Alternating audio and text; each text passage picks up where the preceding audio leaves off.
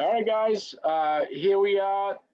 Another episode of BeanTown, Banter, and Bullshit. We've named it the 5-Away Gridiron Edition. Shout out to the sponsors who made this possible tonight. Emily's Interiors on Route 9 in Shrewsbury. Joe Cupstis, all your home improvements. Give them a buzz. We wouldn't be here without them. Platt's Landscaping kicked us off with our first huge sponsorship. We wouldn't be here without him as well. Tonight, we have a very special episode.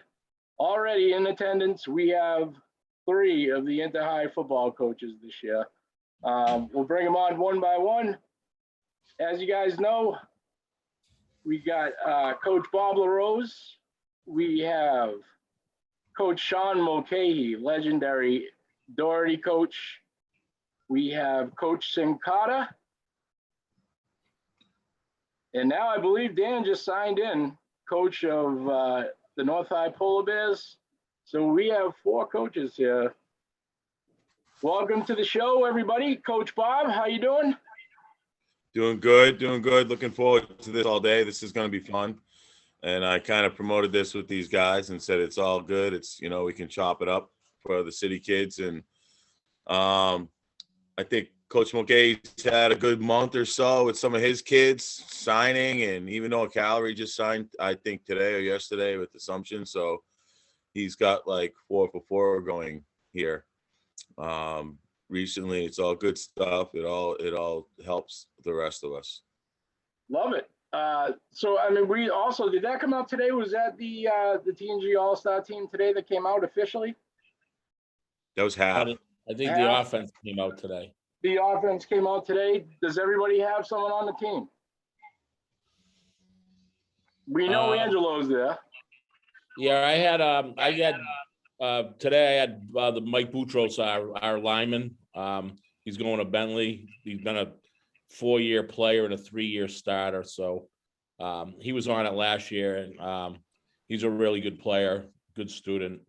So he was on today, and I was surprised we got Kofi on. I didn't anticipate that, but when he got the scholarship to UMass, I think Jim Wilson thought, he needed to be on that. And I was kind of surprised when I got the email that he had made it. I knew he was going to be a Division I honorable mention type of thing, like you saw at the bottom after all the kids' pictures, but I think he's on the defensive team. So they're doing 5 through 8 honorable mentions tomorrow too. They did 1 through 4 today. Yeah. So pretty much, if you nominated one of your kids, they're gonna be in that, right, whether they big team or not. They're gonna be on the honor. And speaking for them, that's a tough thing to pick. He tries to pick sometimes like a team, and I mean that means only maybe 1 or 2 quarterbacks are gonna make the team, and sometimes you're picking linemen and you're just reaching for guys. So it's hard. You got 70 schools and 26 kids or whatever he picks. It's a hard thing to do. Coach Cincotta, did you have anybody? You had someone on the team? It wasn't not on today's team. Not on today's team? Not Okay. on today's team. Yeah. I think I'll put the other ones out soon. All at the defense. Coach. Sorry about it, guys. I'm trying to stay a little bit muted. We got a new puppy, so the puppy's kind of being loud at times. Can't escape. There's people everywhere. Say, I'm trying to unmute him. I'm trying. Yeah, there's kids everywhere. Why it's crazy at my house. It's crazy. I don't know. I haven't seen.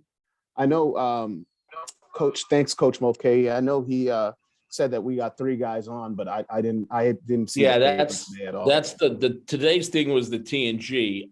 That's what I was just gonna say. All of us got guys on the all-star team that's gonna play in June, which sometimes I think is the most reflective all-star team that we have. It's senior only, but I think all of us had 3 or 4 guys that made that team that are committed to the 2 weeks and stuff, which is good, because for years when I, was doing this and trying to get guys on it, it's been good that the inter-high coaches have gotten a lot more active. We're getting guys on this team now, and our kids play, which it used to be frustrating. There'd be kids from, schools that are traditionally maybe better than us record-wise sometimes, but their kids didn't really want to play, but they would pick 5 of them and 4 of them would decline the invitation, and they'd have a 32-man team and they'd be reaching for guys for practice. And meanwhile, we all had 1 kid. And I got active right before Bob became a coach in the Moini thing again, and I got dragged in by Chris McMahon when he became the Grafton coach. And I had gotten away from it because I felt my voice wasn't being heard, and it was good to come back to it. And now I was a little older, and I was like, look, I want our guys to play, and not just Doherty guys. I wanted city guys to play, and no matter what school, when I coached it 3 or 4 years ago, we had Burncoat kids and North kids that I was driving. It was cool. It was it was fun, and those guys were good players, and a lot of times, sometimes our records aren't reflective of some of the talent we have, and so I think this year altogether on the team, at least invitation wise, each of us at least got 3 or 4 guys on the team. So that's about maybe 10 to 12 city kids that are going to play in that all-star game. I like it. Is that out in Framingham? Is that where that game usually is? Where'd they say it is, Bob, this year? Shrewsbury? So they were talking about Shrewsbury, but most of the guys in the room kind of wanted it to be Doyle Field. Yeah, that's right. That's right. So they were going to talk to them about getting out there, because that's kind of like, that I would say Doyle Field and Foley Stadium and 2 like the meccas of football.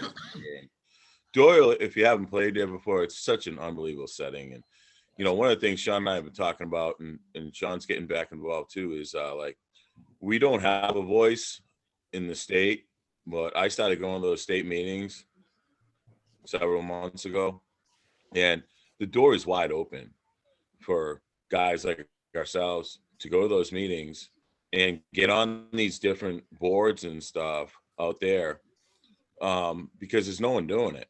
And like, I'm 50 years old. They look at me like the kid in the room. Every guy in there is retired. They got 300 wins, but it's really a fun time to go out there. But there's literally nobody there, west of 495 that are at these meetings, and we don't have a voice. So when they're talking about the football committee and the TMC, the tournament management committee, we don't have those voices. And it's kind of tough for a guy like myself, or Dan for that matter, to get in these conversations when you coach 25 games in high school. Someone like or Rick here, who's got 7-8 years, you have more of a voice. You know what I mean? You've been through the ringer. You've done this. You've been in. Sean's a couple 100 games, and Rick's probably close to 100 games now coaching.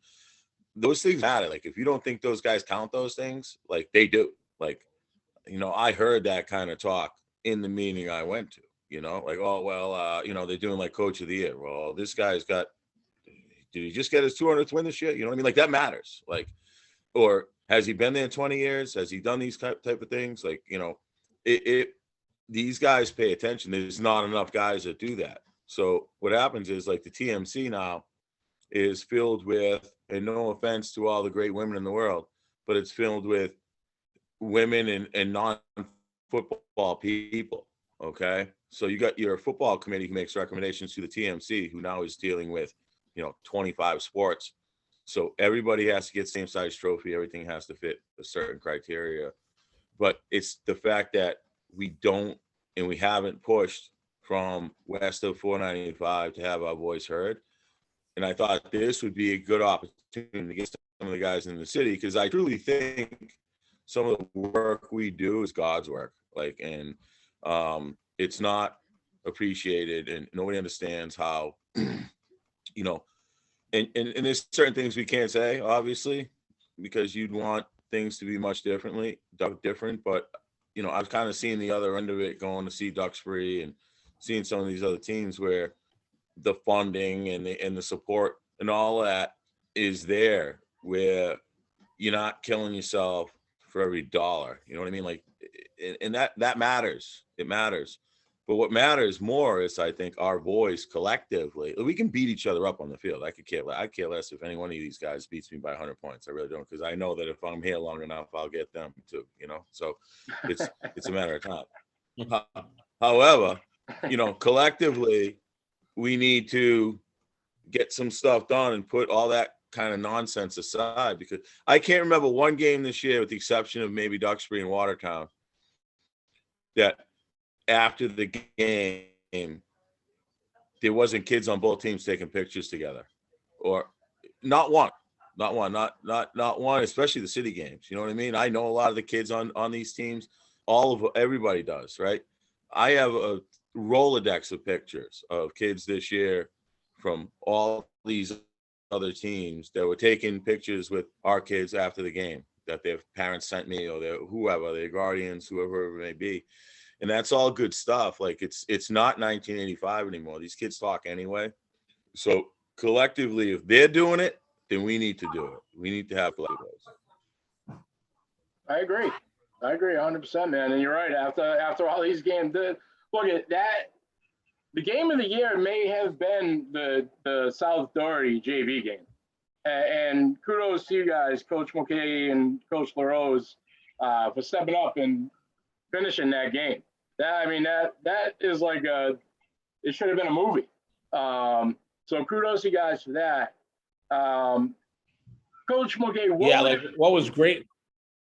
What was great about that night, and it could have been us in Burncoat, or it could have been North and Burncoat, or whatever, but I felt what was really important that night was not winning and losing. With everything that had happened with the behavior in the stands for whatever game it was. I think it was me and Bob's game, and wherever the kids were from, it doesn't matter. There were kids that misbehaved, and they're the ones that should be punished. And instead, all the athletes got punished by a complete overreaction of everyone involved that were playing in, right after school, like elementary school. And, we were able to sneak that JV game in after daylight saving time at a 5 o'clock start, because I think someone played in front of us. And it was just, the atmosphere was awesome. And then on top of the fact that the varsity kids were at the game and kind of cheering in the end zone, but it's all perception. So, Bob's kids ran down in the end zone when we did the overtime. Our kids ran down in the end zone. They were cheering, and then I ran into the refs after the game somewhere, and the refs are like, well, that game got chippy. And it's like, no, it didn't. And for those of you that don't know, it was the JV game. It went into a couple overtimes, and the refs walked off. And these two gentlemen got their whistles out and let the kids finish the game because it was a tie. And you're right. That atmosphere was incredible. Now, I was down with the kids, in between the kids, and it was nothing chippy about that. Those kids are respectful to each other. Right. And when the game was over, they were all jumping around, high-fiving each other, It's, an attestament of the kids growing up playing together in the city, from each team. I'm watching at the basketball games too. Same idea, But that was phenomenal. That honestly could be a movie. Maybe one day it will be, but it was awesome to see. You guys are the coaches that we need in this city. So phenomenal. No, nobody wanted to see a tie that night. I'll tell you that. That would have been we had a JV game like that against Burncoat too, and full weather. We had a JV game like that against Burncoat several weeks before. That was insane. That ended on it was like the last play. You know what I mean? It was nuts, but it was horrible, horrible weather. I was in my truck. I'm not going to lie. I was in my truck up in the parking lot watching. I was freezing. I was coming from the varsity, whatever. You know what I mean? We did our film. I rolled up there. I'm like, yeah, I'm staying right in. But what a game. You know what I mean? It was intense on both sides. And I didn't know the score when I got there. I knew it was close because both teams were intense. And then I only knew the score on the last play when there was an interception. I was like, oh my God, that was fantastic. So it was, I don't think we played North JV this year, but No. My JV team's played 14 games the last 2 years. So every time Jay Shea calls me, I'm like, yeah, if you got a bus, I'll send them, and go, wherever you go. And that's the only way but then if you want one, you'll be told, well, you already played one this week. It's different. But if someone else needs one. Yeah, unfortunately, Dave learned that rule that you can only play so many games, X amount of days apart. He never used to know that rule, which was great. So Yeah. He gets for talking to other people. Yeah. Exactly. Until someone needs a favor, then it doesn't matter if it's Monday, Tuesday, and Wednesday, Yeah, that was a loss for us. I mean, our JV guys wanted to go against Doherty. They didn't want to, they didn't want to miss out on that game. They were disappointed they didn't get to do it. Like I suggested to him, Rick, if that happens again, we used to play you Saturday. I'd have no problem doing that, and I kind of had, but he said that you guys were going to play North, and I was just like, okay, I wasn't going to interfere with them or whatever. But no, our kids were like, why are we playing South again? And we had a good game with South earlier in the year, so it was, like I said, a city team, so we were excited to play. But if I would hate to see that be like, now that Dave knows that rule, we can figure that out. Yeah, it's playing with that Friday, Saturday schedule. Well, that's the thing, because of the behavior of the people in the stands, that we had games moved to later times because we couldn't play at night, I don't know. We can have Dave Shea on. We'll get him on the next one. I know Dave, when I went to Anna Maria, he was up there coaching that hoops team. And I know Dave a little bit. He's what would you guys suggest to him to improve the programs? Improve scheduling obviously was an issue. But scheduling, that was kind of out of his hands. I can't blame him for the scheduling, because I think that was passed down by his bosses. And his boss's boss, you know what I mean? So it's one of those where I can't blame him for the whole scheduling. I blame the fans that can't do it the right way, that rob the kids of an opportunity to play night games. Right. But I can't blame Dave for that. He's doing what he thought was best for the kids. Right. I think he was told, like you're saying, Dan, he was told they couldn't play. Yeah. That was made way above him, I believe. Yeah. I don't know. It was dark at 4:30. I don't know what the difference is, I agree. Like a jerk's gonna go to the game no matter when you have it. Right. Yeah, that's the truth. But at least you can see him during the day, right? Yeah, maybe. So Maybe. It's hard to monitor what happens across the street or up the street, or you can't hold. It's hard to hold the football kids and the coaches and the parents. You can't hold them accountable for what goes on with a bunch of it's nothing new. It's nothing new, I don't think. I mean, back in I graduated in 1997, there were fights after football games. Probably worse than what we saw there. I told him that. I grew up in Beaverbrook. I went to Abbott Street School. I mean, I literally grew up on Deerfield Street. I held the stakes when I was like in grammar school for soda and popcorn at halftime. And walking home through Beaverbrook, there was a fight every Friday night. Now I realize, the days of fighting, just, two guys getting in a fight, letting it be a fight. We got weapons and things like that. But, it's like the other coaches said, it's nothing new, I mean, I told Dave, they're going to get really serious about the safety of Foley. Like Rick just said, it's way too dark after, like they need to you go down by Polar Park and it's like daytime. And I realize it's $1 million city situation, but they could put a couple streetlights out front. And then my other suggestion to Dave was everybody leaves that stadium through the one gate because they don't want to open the other two gates. And so it's like a bottleneck leaving and everyone's waiting across the street with the one crosswalk when there's 3 crosswalks. I told them they should open the other crosswalk. So he took that suggestion, he didn't even know that there were other gates, and he was like, no, there's no other gates. And I'm like, yeah, there are. We walked over. Excuse me. And he showed them. And so there was 1,200 people at that game. There was 1,200 people at that game. That was about as full as I've seen Foley Stadium in 10 years. And it wasn't boys even fighting. It was girls. And then it was girls, like that's the situation, because they weren't listening to what they were being told and they kept fighting. And, because we were kind of locked in the coach's parking lot, if you remember, Sean. Yeah. Like waiting for it to clear out. But we didn't even hear anyone yelling or screaming. It was So just that was like the game, if you can remember, Bob, and this is some of the issues we deal with. That was the game where we didn't get a bus because it was That's a right. day game. So I played that up pretty good, and then I accused him of cheating. All kinds of things. So I'm sitting in our gym waiting for the bus, and I called Dave, and I'm like, Dave, where's the bus? And he's like, Sean, there's no buses before 5 o'clock. So I'm like, how are we getting to Foley? And he goes, you're gonna have to get them there on your own. So we drove there in cars, which was so Mickey Mouse, never thinking there was going to be in this situation after. But then when we got back to Doherty, I had parents calling me because the police had put out an alert that there were, kids with possible weapons, and they had evacuated Beaver Brook of all the youth sports. And I'm sitting in the gym like, all right, where's this car of kids? And, I called Dave on Monday. I go, Dave, this is why we can't have this.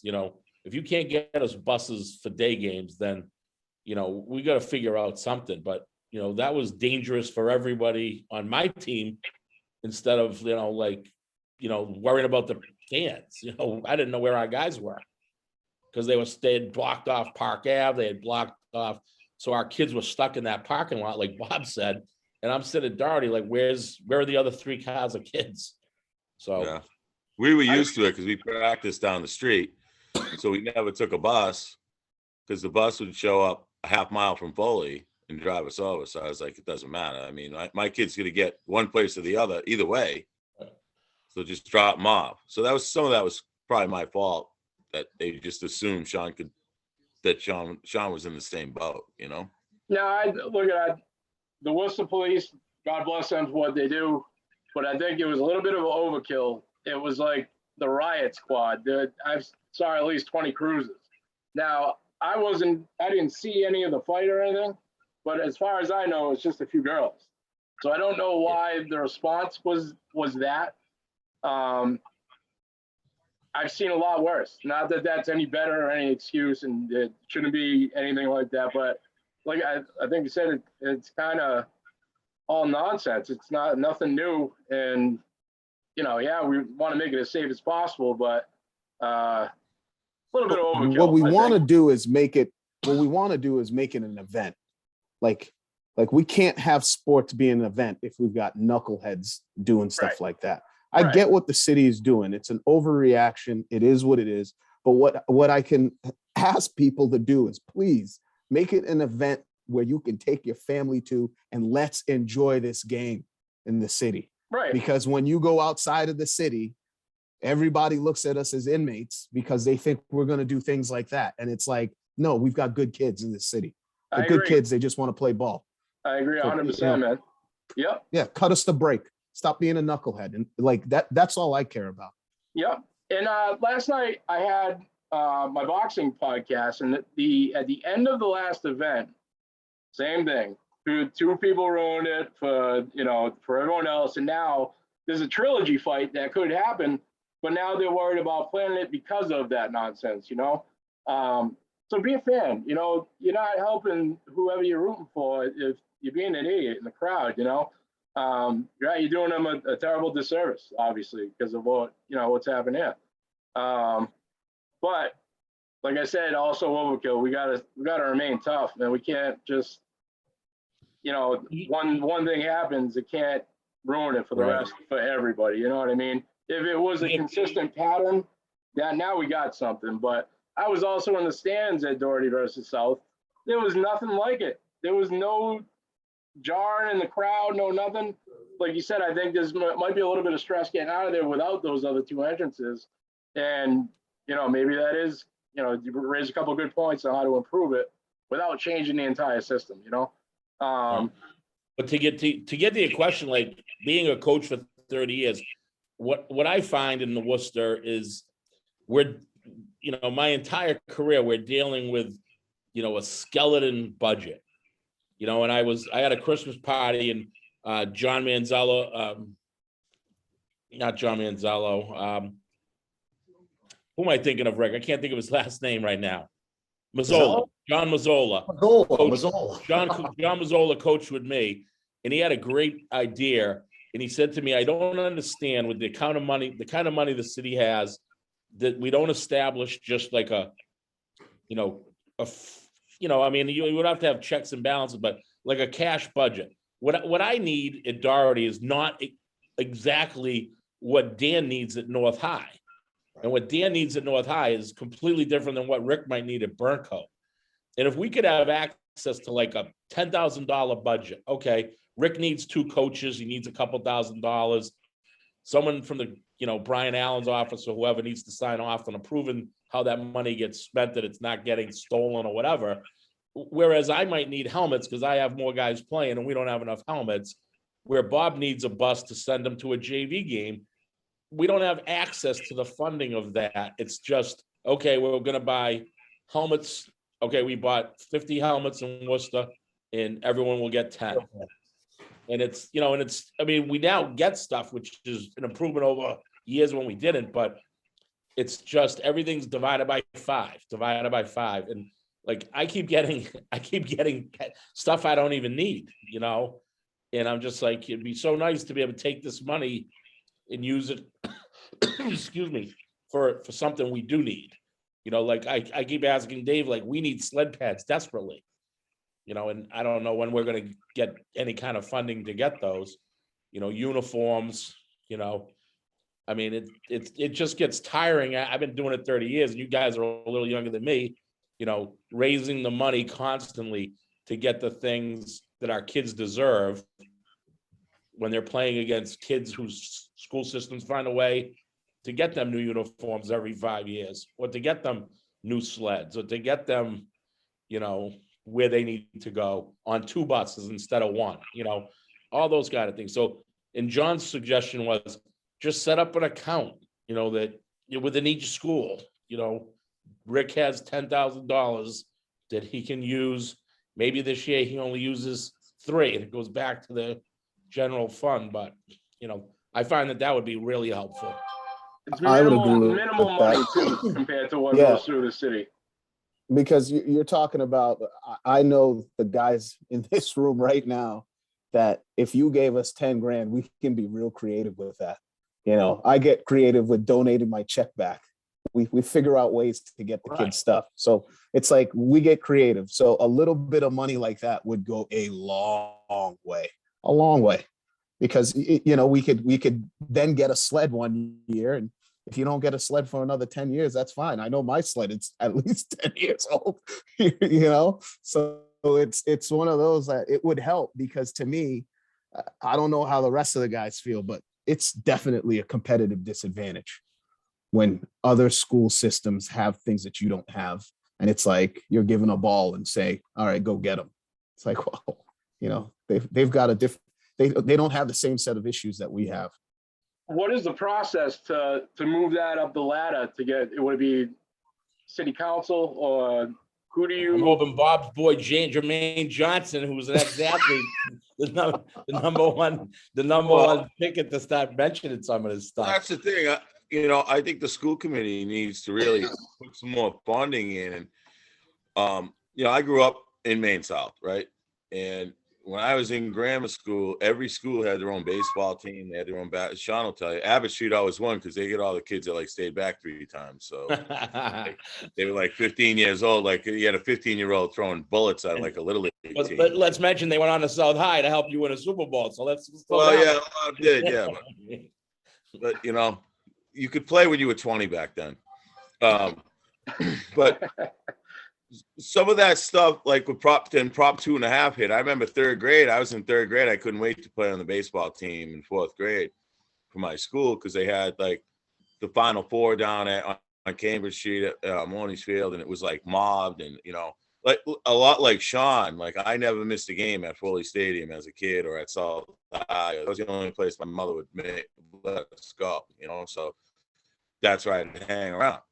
And so that was a big deal. And then Prop 2.5 hit in 83 or something, or 82 maybe. And boom, all that stuff was gone. And, all the gym teachers used to coach those teams. And they all got stipends, you know what I mean? So they loved it. They had floor hockey. They had all kinds of stuff, back then. Some of that stuff is lost.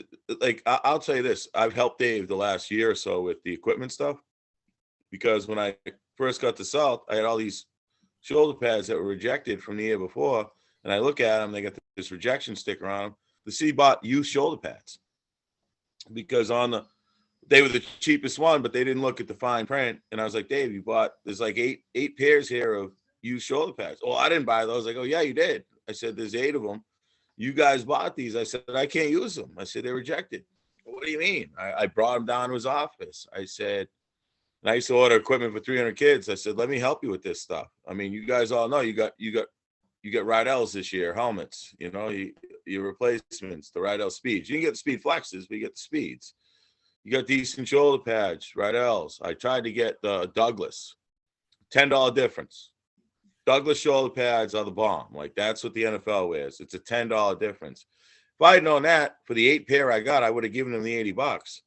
Doesn't work like that. The lady downtown, she don't care. They don't care. Low bid. Low bid. We put one in several years ago. We had some money from the school fund to buy some stuff. Socks was on there, right? One of the bids we got was, let's just hypothetically say 5,000. The other 2 were 10. She wasn't going to give the $5,000 bid because they didn't offer socks.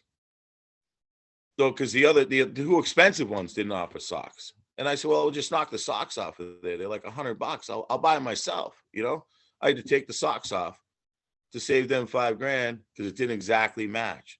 So some of that is missing where it could be fixed really easily. You know what I mean? Like exactly what Sean said. We know what we need. You know what I mean? I do not need another pair of white practice pants. I don't.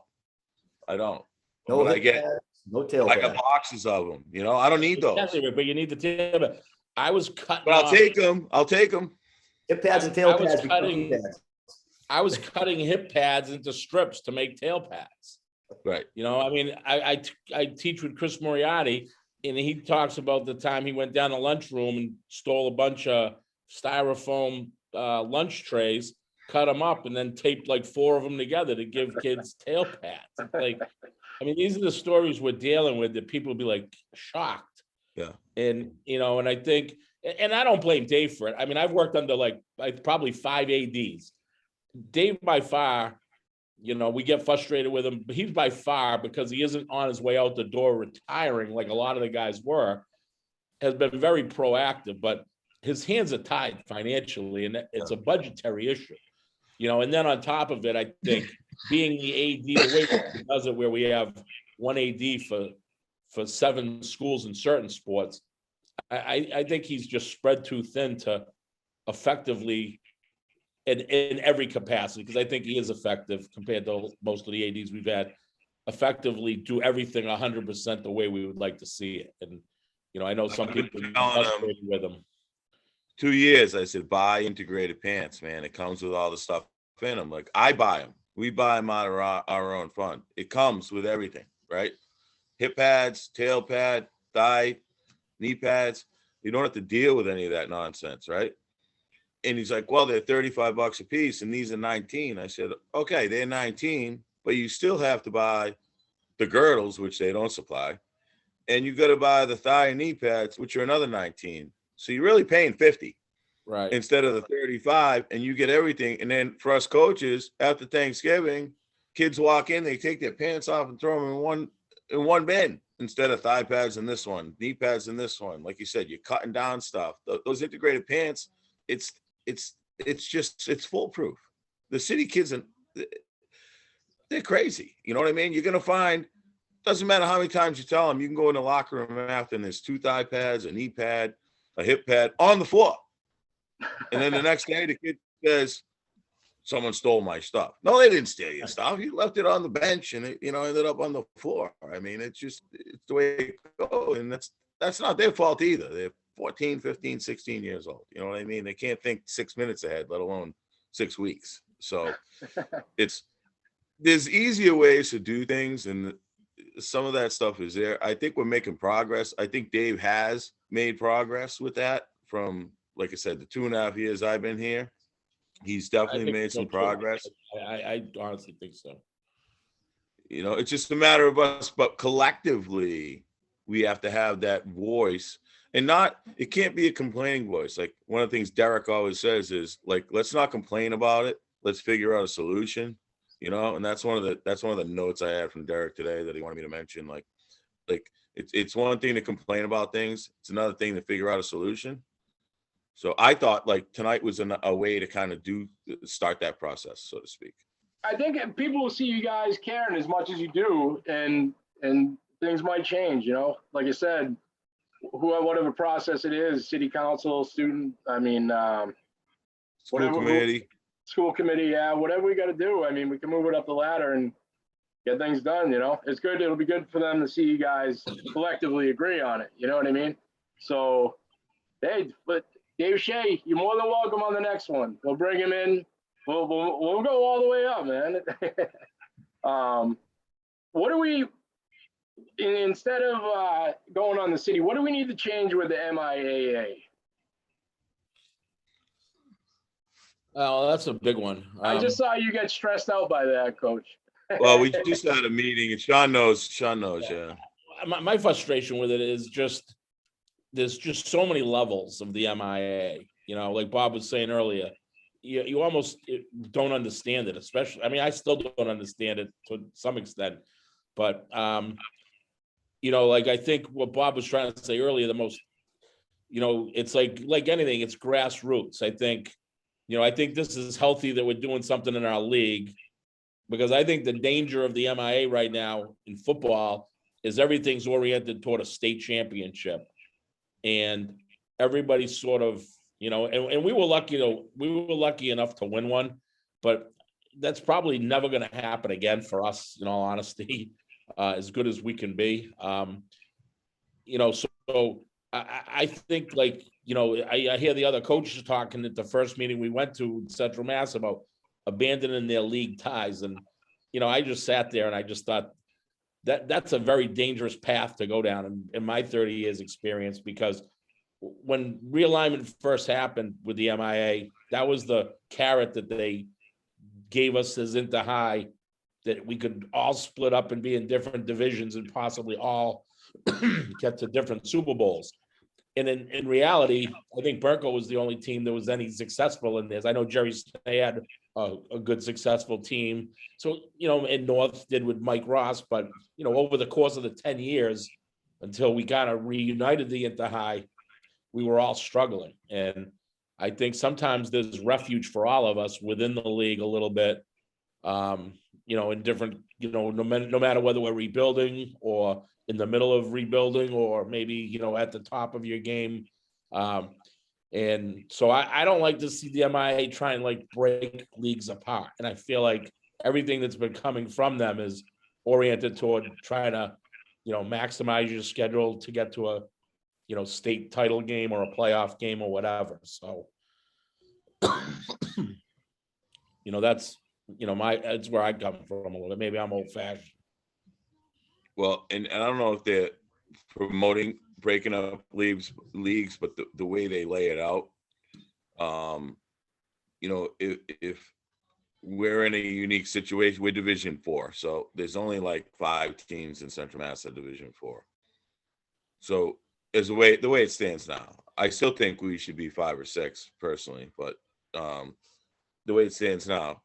So even if I had all 4 of those other teams in my 2 league games, but because you got to take your 2 league games, which now have already burned coat because we play North on Thanksgiving, so that doesn't count in the whole schematic of playoffs. So there's not even enough. If you wanted to say, hey, I'm just going to play strictly Central Mass Division 4 teams, there ain't even enough. And I tried to get all of them on my schedule. And because several of them were mid-watch, and the mid-watch kind of had their own set of rules before with District 2. Mid-watch is District 3. Mid-watch had a meeting. They kind of figured things out on their own. They had their own set of circumstances. And then when I tried to get the Marlboro and the Schober and those Division 4 teams on my schedule, initially the coaches were like, sure, we'll play week 4, week 7. Okay. But then I was told no, because other mid-watch teams wanted those dates, So I lost those games. So I wasn't even able schedule all those Division 4 teams, and you end up with Swickle teams. I ended up with Tantascwa and Narragansett, I think. But some of that stuff was just way out of my control or anybody else's control because the leagues, right? Because the Mid-Watch got together as a league, like Sean was saying, and said, no, we're still going to be a league. You know, we're still going to be a league, and here are our parameters, and here's what we're going to do. And I know it's difficult for Dan and even Rick. I mean, if Rick tried to schedule a Division 7 schedule, he's going to bump in, or whatever, 6, whatever he's in, he's going to bump into some headway along the way with other leagues, you know? Are you still looking for games, Rick? No, we're all set. We're good. Yeah, Dave, that's good. Yeah. How about you, Dan? Did you get a schedule? Yeah, we got our schedule. We got our 8 games, but Sean, I agree I agree with you to some degree. You've been in it a lot longer than me, so you've probably, there's history in there that I should sit down with you and talk to you about. But I'm a big believer in, if we're going to do this whole state championship thing, we've got to go divisional play and just play divisions. Because if not, we are not going to be represented in the state playoff. You look at it this year. You talk about, I think, what was it? One Central Mass team actually made it to the Super Bowl. Every Central Mass team was ranked 16th. You got to take a 2-hour ride to go get destroyed. Well, that's what I don't like about the whole thing, Dan, is like, you know, the whole idea of statewide, you know, to me, like when it was 4 teams regionally or geographically, if you were the 4th seed, you were playing maybe a division, a number 1 seed, kind of locally, somewhere in Central Mass.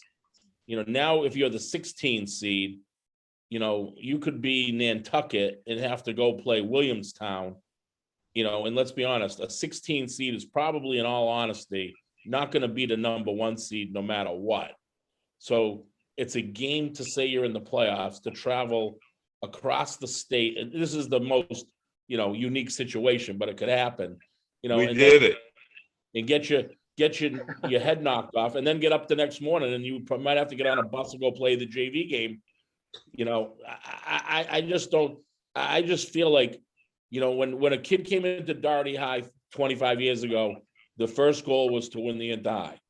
The second goal was to, you know, try and get into to try and win a Super Bowl. Then it became to try and make the playoffs and win a Super Bowl.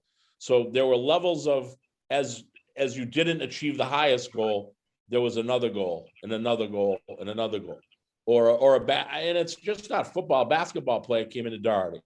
You know, North High's got a great basketball team this year. Al could win the inter-high.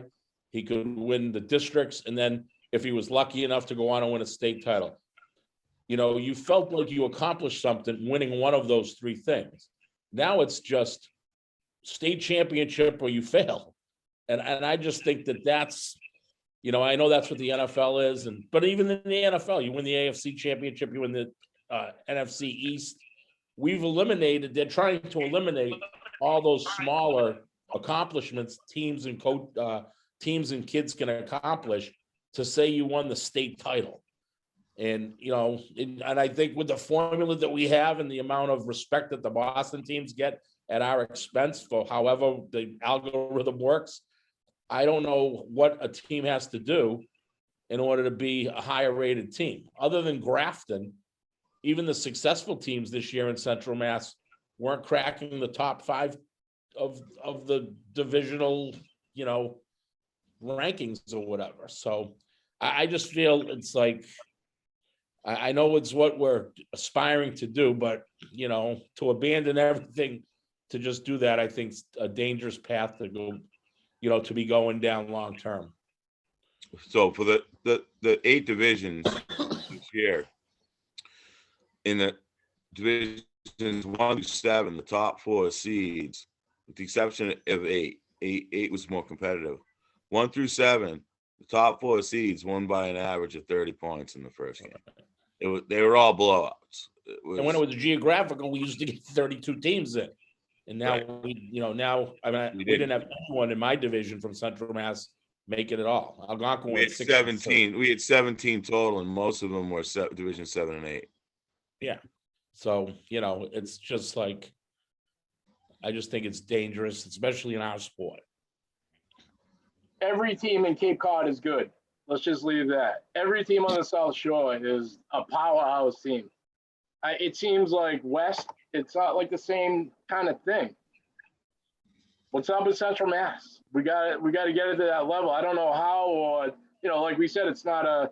Bob, what'd you say? You have a 10-year plan or something crazy like that, and that's really we're gonna have to climb that ladder like that, But I'd love to see it like that around here. Worcester is the second biggest city in New England, isn't it? I mean, you just feel like something's missing around here, Even Springfield, who was in under state receivership, gets 5 paid coaches. Okay, we get 3. How many were in Duxbury? That didn't you say there was some absurd number like? He has 12 paid, and he pays 4 more. They sell parking spots like colleges do for 5 G's a piece, and there's 22 of them. Yeah.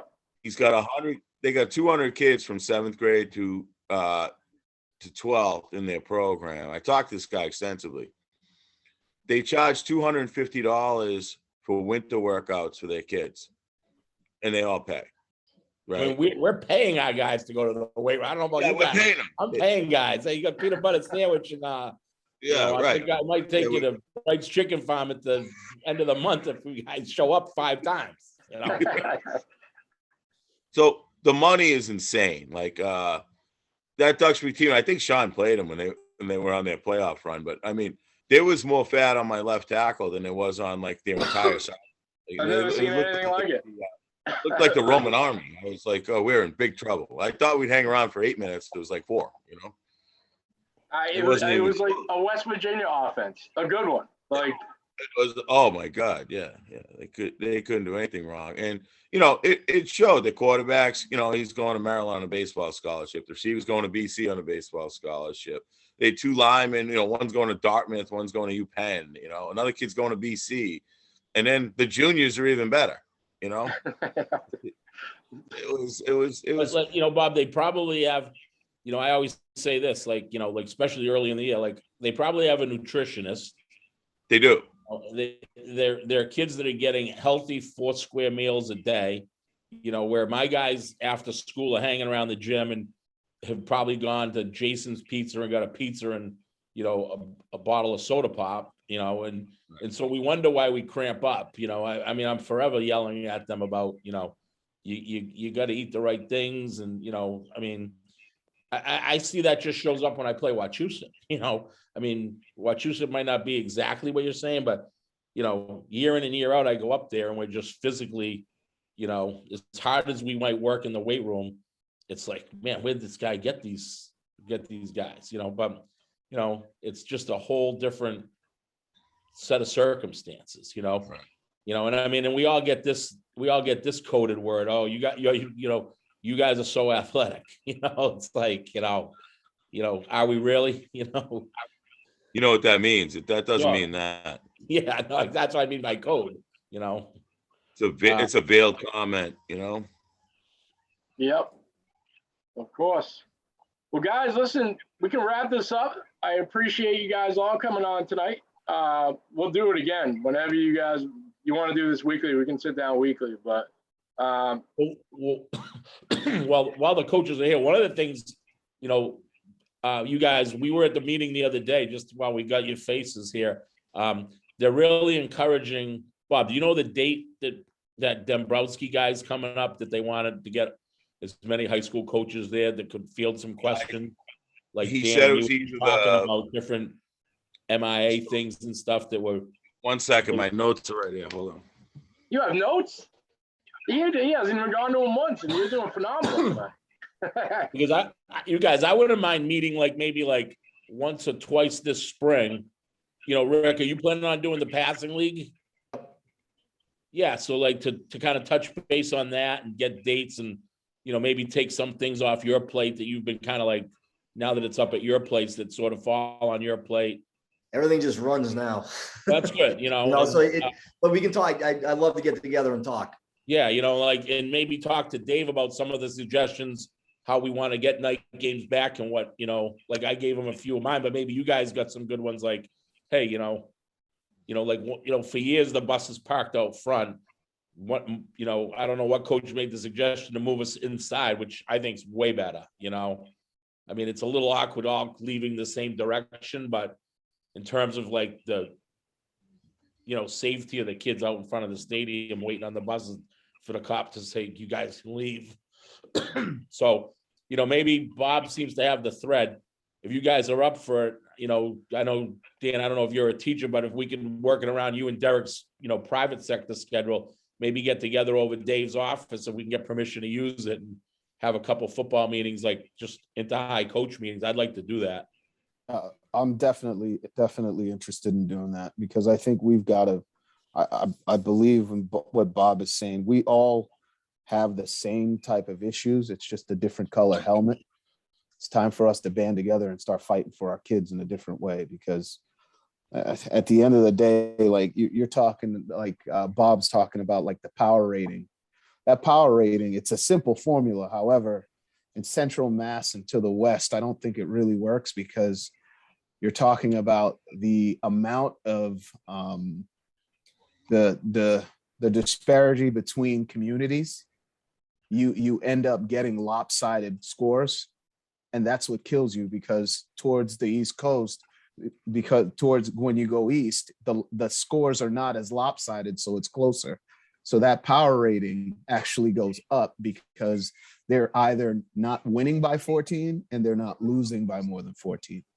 You know what I mean? Like if the closer it is for them, that's why their scores go up. That's why they're rated higher. Whereas here, it's like. And now they told us, Dan, at the meeting the other day, that this possibly not this year. They're going to use the same algorithm or whatever you want to call it this year.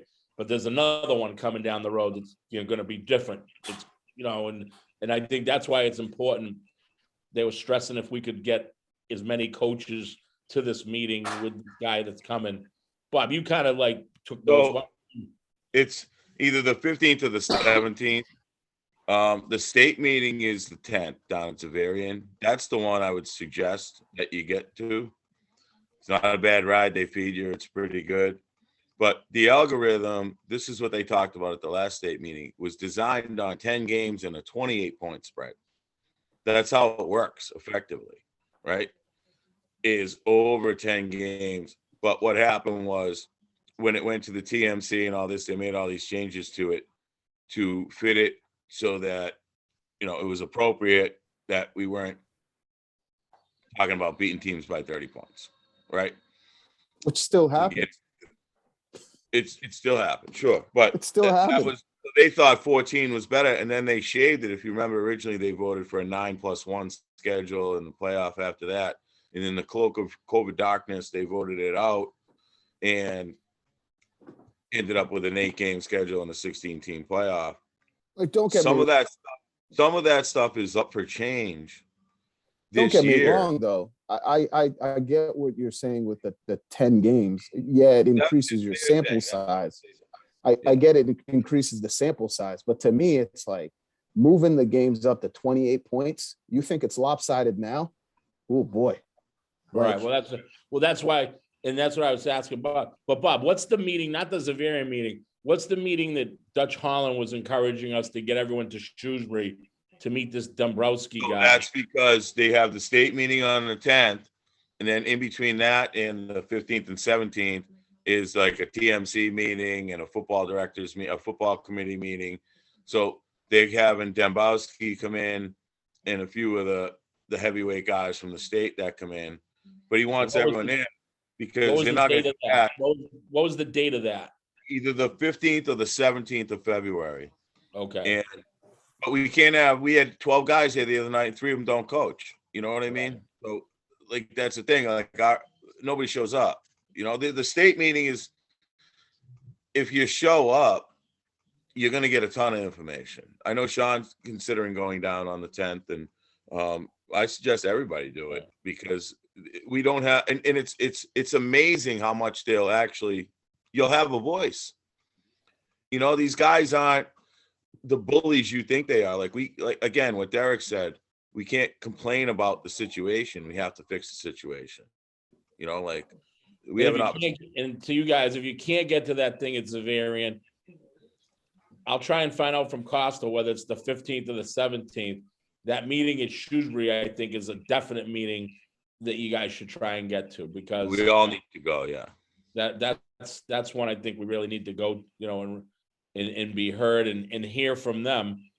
What is going to be the new algorithm, and what is going to be the new format, and you're going to get a chance to kind of like Dan, you're saying, about 28 points. You're going to be able to address that with this guy, and he's going to go back to whoever, and you're going to be heard versus, us shooting at a breeze about it on the podcast, and it doesn't leave our circle of coaches. You know what I mean? So, Yeah. So I'll try and get from Jay Costa what the definite date is, and I'll email you guys. Hey, the meeting at Shrewsbury is such and such date at 5:30 or whatever, and then hopefully you guys can get there. But Bob, while you're getting your notes, I said to these guys, I wouldn't mind if we just got together, even if it was without the podcast. I'd more than be welcome to do it again. Maybe meeting twice between now and the end of school down at Shay's office when he gives us permission to go in there if he's not meeting, and talk about like summer league, some of this stuff, and then summer league. Maybe we can get Dave in the room with us to talk about like, hey, is there a way we can kind of change the equipment order where Rick gets shoulder pads, but I get buses, and Bob gets, uniforms, and Dan gets footballs or whatever.